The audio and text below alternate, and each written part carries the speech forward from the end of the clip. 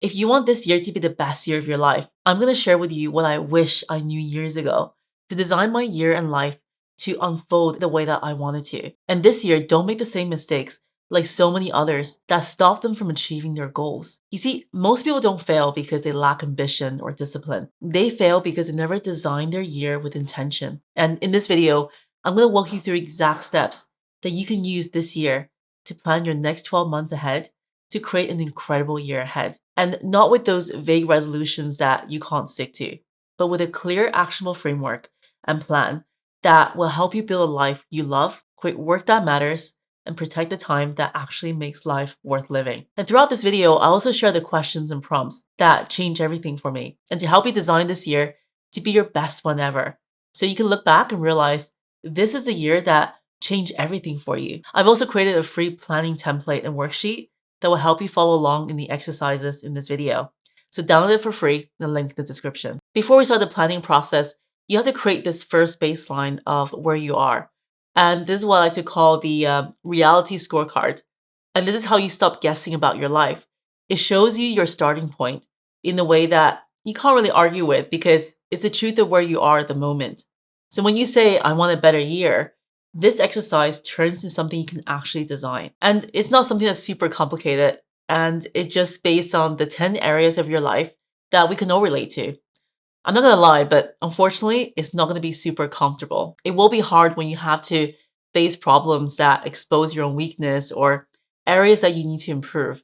But honestly, there's a saying that another level, another devil, and success and growth, it comes from bigger challenges that's only going to make you stronger and better. So the 10 areas are physical health, family life, social life, love, spiritual, your hobbies, emotional health, careers, financial security, and learning and growth. The score is from 1 to 10. So 1 being the most improvement needed, and 10 being, well, pretty much perfect 10. So if you're extremely happy and fulfilled in those areas, which I think is great, but let's be honest, life is not perfect. And it's not about getting perfect 10s in every area of your life. And I think it's important to score it without lying to yourself, right? So I'm a recovering perfectionist. I pretty much grew up in a family that wants me to score A plus on everything.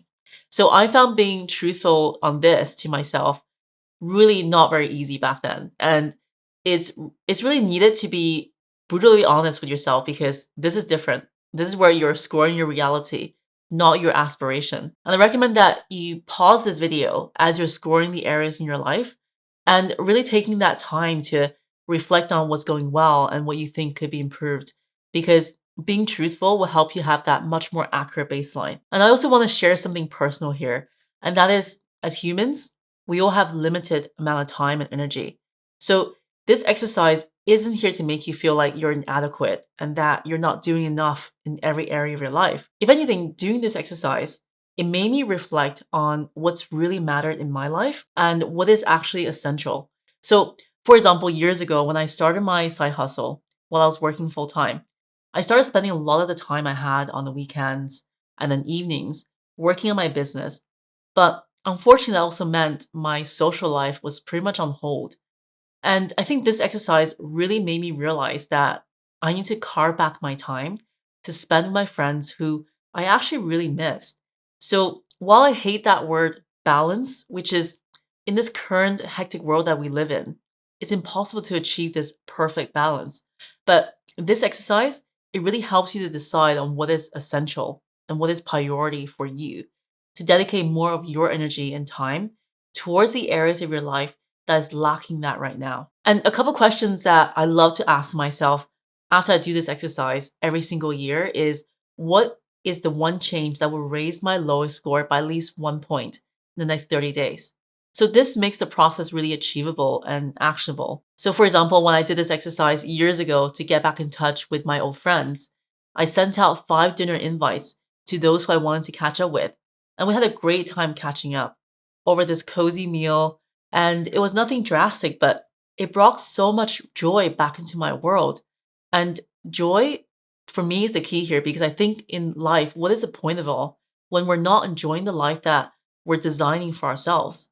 So remember to put some more joy back into your life rather than just chasing the goals of your life. So the other question that I asked myself was, what will I stop doing to make room for the areas that I want to focus on? And for me, when I wanted to make my health a priority after quite a few years of just constantly falling sick all the time, I decided to stop scheduling meetings before or during lunchtime when that is the ideal time for me to fit in the workout. It just worked for my schedule and also having a break from my work. And this brings me to this next point, which is that this exercise will allow you to discover the areas of your life that needs change or improvement. But there are things that are within control what you can do, right? And there are things that are not. So the key is to give yourself the agency to create this amazing year and just change your life to the way that you want within the limits of what you have. And this is when I realized that limits are actually really what sets us free. So let me explain what this means. When I was at this stage years ago, when I was laid off the second time during a financial recession, and instead of blaming the economy or that maybe I chose the wrong industry, I realized that none of this complaining really improved any of my future prospects, right? If anything, it just wasted my energy and time on something that I can't control. So I decided to invest that time and energy in things that I could actually change no matter how small. So, like reaching out to friends and family who worked in industries that I was curious about, and talking to people at events, trying and experimenting with learning new skills, and registering for that class I always wanted, which eventually helped me to switch into tech and working at companies like Google. So, this is what I like to call the circle of control. And circle one are really the things that you can directly change. Maybe write these things down on what they are. These could be your habits, what you're putting on your calendar, your environment, the people you surround yourself with, setting your boundaries. So, circle two are things that you can't control, but you can influence. And these could be things like your relationships, how you manage your workload with your team, your opportunities through being proactively reaching out to others. And then circle three is they're the things that you care about, but it's totally out of your control. The economy, other people's choices, what happened in the past, or how fast the future is changing. And that life is sometimes just unpredictable. So don't be like most people who live in this circle three to spend energy on this drama and what's going on in the news or any of their past regrets. Instead, spend your energy and focus building your year around what you can control. So now pick one area from your reality scorecard that you want to improve. Let's say it's career or health, relationships, or maybe it's your emotional well being. Now write down the problem in just one sentence. Like, for example, it could be I feel stuck in my career. I'm always tired. I feel anxious on most days. Then ask yourself these very simple prompts. What can I do today that will help to move me forward? What can I schedule this week? What can I stop doing? What skills can I build? What system can I improve at work or at home? And once you reflected on the areas or problems that you can address in your life and where you want to really focus your energy and time to create that life that you enjoy living while building towards your ambitions. And I think this balance is so important is this is where you realize your greatest growth because as Ray Dalio once said in his book Principles, pain plus reflection equals progress. And the reflection stage of this planning that you're doing is really what will lead you to rapid learning and evolving over time. And everything in this world, right, is constantly evolving. And as Ray said, it's the single greatest force in the universe because it's the only thing that is permanent and it drives everything. So now you have done this assessment where you are. You have something that most people never really have and get is clarity. And you know what is working. You know what is draining your energy, your time. You know who are the toxic people in your life, and you know what you can actually change. So now comes the part that creates real growth. You stop betting everything on one perfect plan. And this is what I like to call the multiverse method. It's really a simple exercise to help you design your year without getting trapped by this single version of success that we all have in our heads, right? You're working backwards from testing different ideas and aligning your future with what you're interested in pursuing. And there might be more than one. So here's a setup. You're going to design three different versions of your life for this year. So three paths, three timelines for you, all ending on the same date, December 31st of this year. And you're going to imagine it is the last day of the year. You look back and you see what's changed, you think about what you decide to keep the same.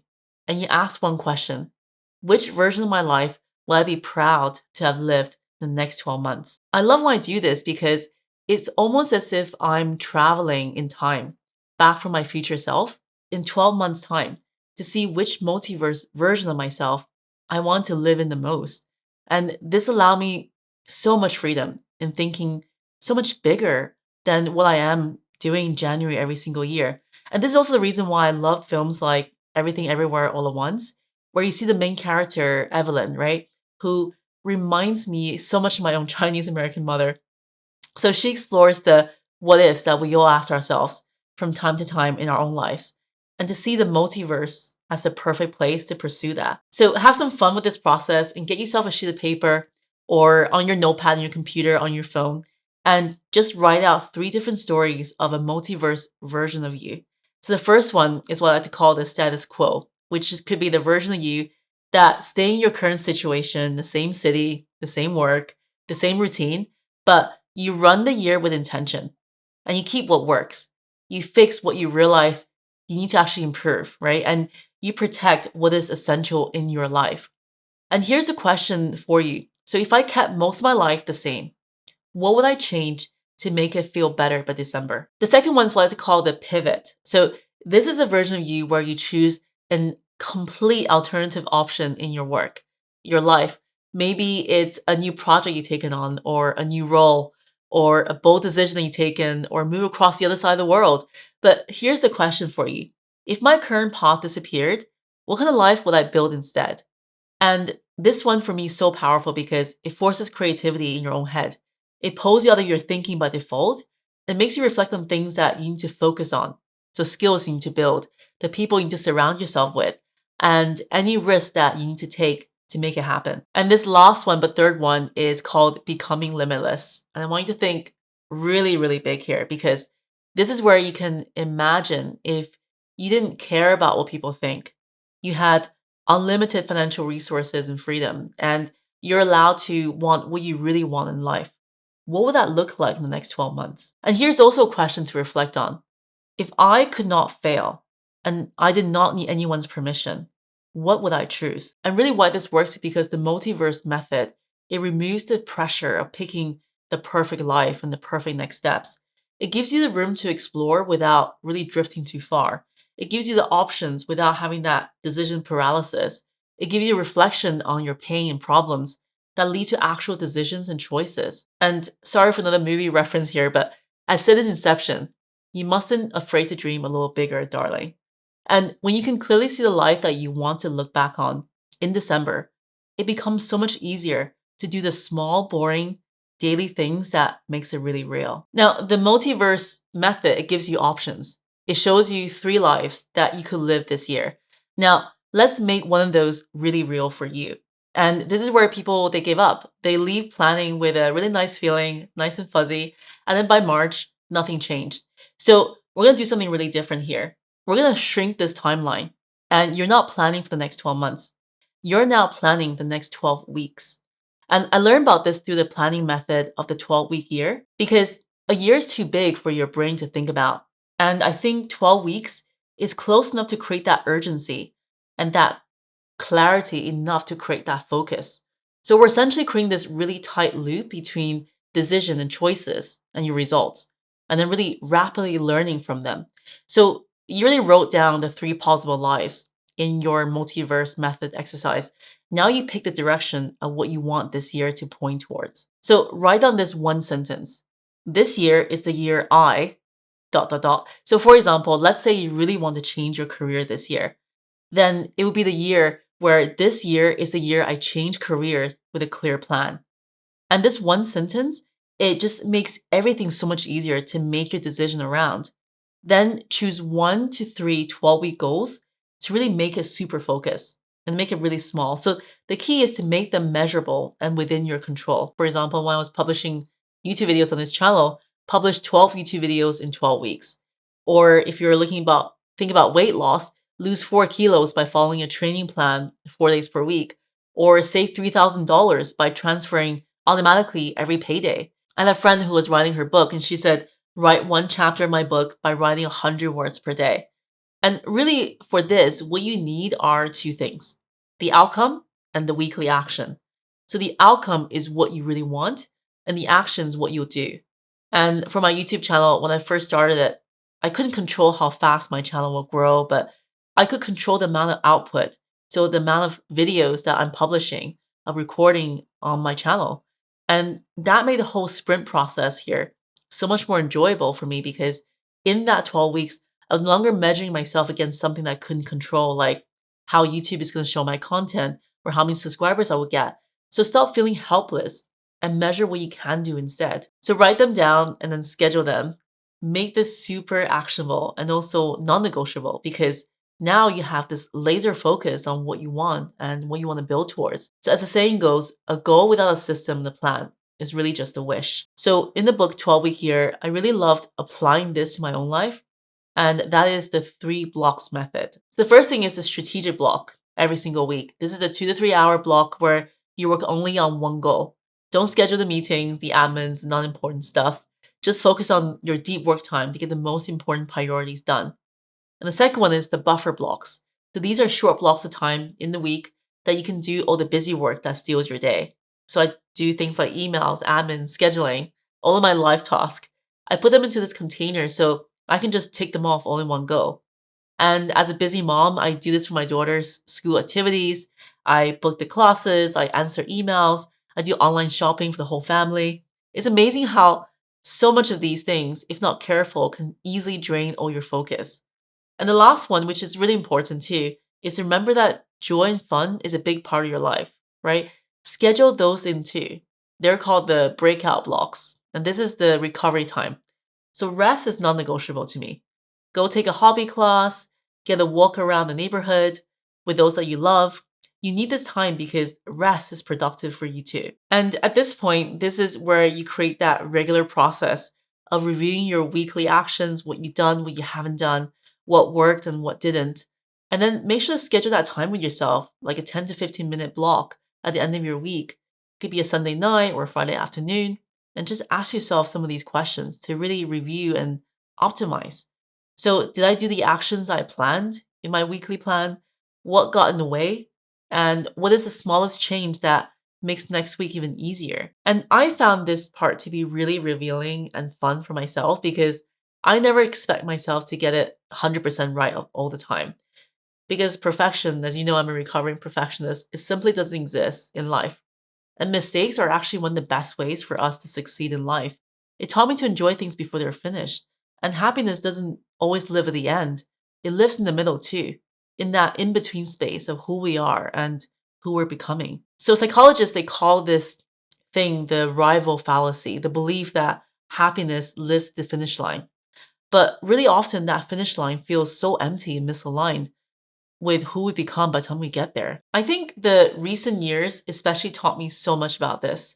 So, if there's one thing of becoming a parent and then running a business have taught me is that parenting and growing a business, nothing is ever constant and that everything is changing all the time because your children or creating something from your vision, they're both living things. And the minute that you think you got a hang of something, they grow and change again.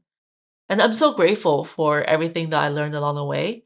And I think just like in parenting or in business and designing my life with intention, all these things help me to let go of the old version of myself that no longer applies in this stage in my life and embracing the newer version of me each year that evolves with all the exciting changes that life can bring, which is usually unpredictable. And with each 12-week sprint that I do, I'm getting stronger and more resilient and aligned with what I'm curious about and what I enjoy and what I consider essential. But also, I get to eliminate what I no longer need it in my life. And I think that is why I now treat my life a bit like an experiment. So every 12 weeks, I run this new experiment. I test new versions of this multiverse life that I designed. And it's made my goals feel so much more fun and flexible to give me permission to try without attaching my identity to the actual outcome. If it works, amazing, keep it. If it does not, I still win. You just get some valuable data from the process, and there's no failure here. So if you're feeling stuck or overwhelmed, or you're waiting for the perfect plan before you start this year, I want you to do something really, really simple. Pick one sprint for the next 12 weeks, run one experiment, and give it the time you need it. So be curious about what happens, because what is the worst that could happen, right? You learn something new and interesting about yourself and also your new life that you're trying out for size. So now it's your next move. It's time to start your year with the way that you intended to be, to tell yourself a better story of what helps you to create the life that you want and feeling aligned with who you're becoming and enjoying that fun process every step of the way. So, in the words of Ferris Bueller, sorry for another movie reference, life moves pretty fast. If you don't stop and look around once in a while, you could miss it. So, here's to a great year ahead and see you in the next video.